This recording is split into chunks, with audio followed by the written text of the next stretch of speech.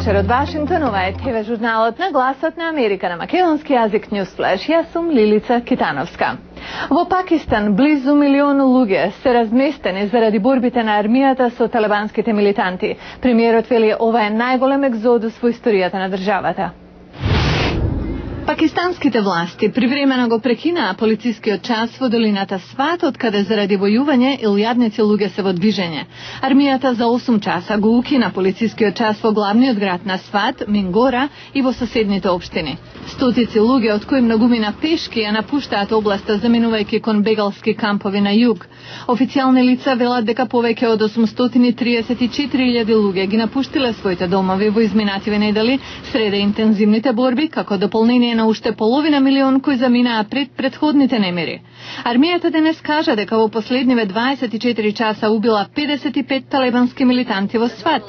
Насилството избувна со колапсот на примирието меѓу владата и милитантите на Талибан, кои го контролираат поголемиот дел од регионот. Во четвртокот, премиерот Јусуф Раза Гилани предупреди дека владата може да ја загуби поддршката од народот ако не се справи со поплавата од бегалци заради насилството. На парламентот тој му кажа дека екзодусот на луѓе од долината Сват е најголемо разместување на луѓе во Пакистан од формирањето на државата во 1947. Гилани вели дека владата планира меѓународна конференција за донатори кои би дале помош, но дека исто така очекува пакистанците да помогнат. А од другите вести, администрацијата на Обама денес се очекува да објави враќање на армиските судски постапки за некои од осомничените терористи кои се сместени во Гвантанамо во Куба.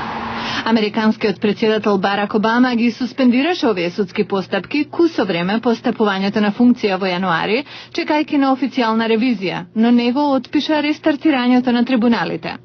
Администрацијата се очекува да соопшти серија промени во трибуналите за да се гарантираат поголеми права за осомничените, вклучувајќи елиминирање на недокажани обвиненија против нив.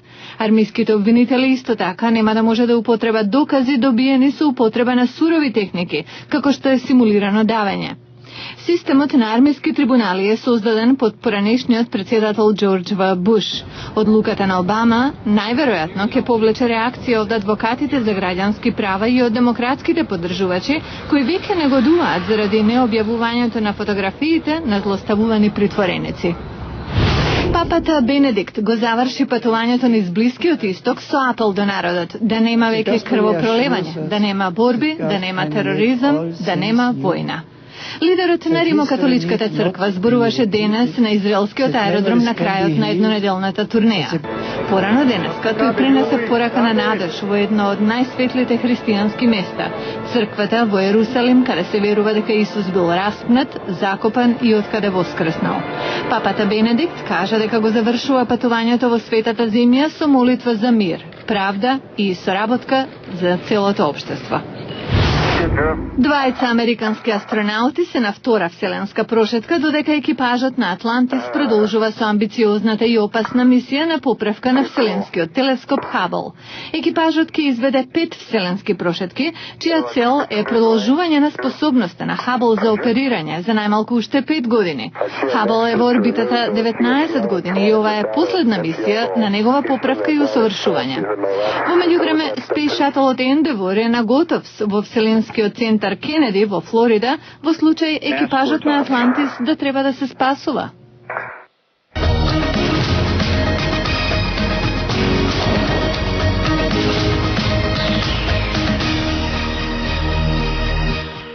Во Африка се зборуваат околу 2000 јазици, 37 според лингвистите се речиси мртви, а 300 се во опасност од исчезнување. Еден тим истражувачи ги документира овие јазици пред сосема да замрат, а нашиот колега Барт Чайлдс патуваше со нив. Денес ви го донесуваме последниот дел од серијата во кој ќе зборуваме за јазикот Мани.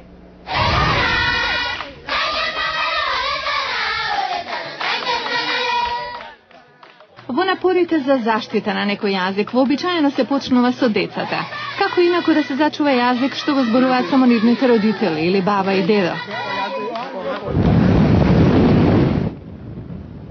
Професорот Такер Чайлдс од тимот истражувачи што документира јазици на изумирање, вели дека има малку примери на спасени јазици. Познат е случајот со Хибру во Израел. Тоа може и овде да се случи, но групата што го зборува е многу мала. Поминување на 13 контролни пунктови, 15.000 леони и 20.000 гвинејски франци или околу $10, тимот преминува во Гвинеја. Ова е друга приказна.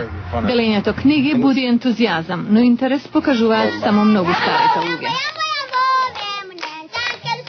Како контраст во Сиера Леоне светла точка се децата.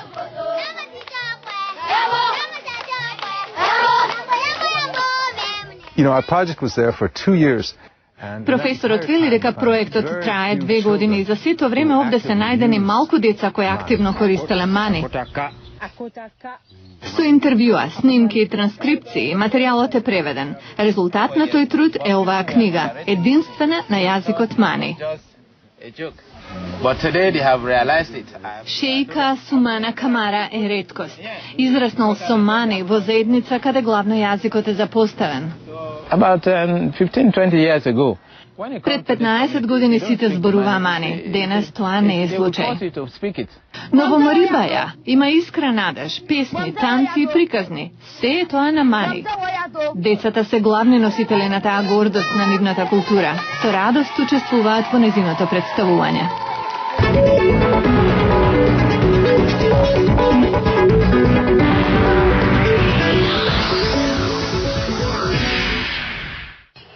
Не е готово до последниот момент. 2 полуфинални дуели по конференции во завршницата во Американската кошаркарска лига NBA ќе се решаваат по последниот, 7-ми натпревар во сериите.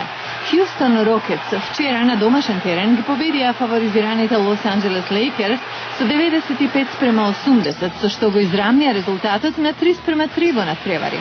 Решавачкиот се игра во Лос Анџелес во недела. Истото го сторија и Орландо Меджик по победата над актуелниот шампион Бостон Селтикс со 83-75. Двајт Хауард, феноменален.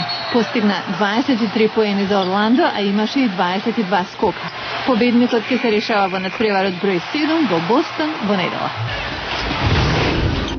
Тоа беше News Flash на Гласот на Америка на македонски јазик, а јас сум Лилица Китановска од студиото во Вашингтон. Убав викенд, до гледање.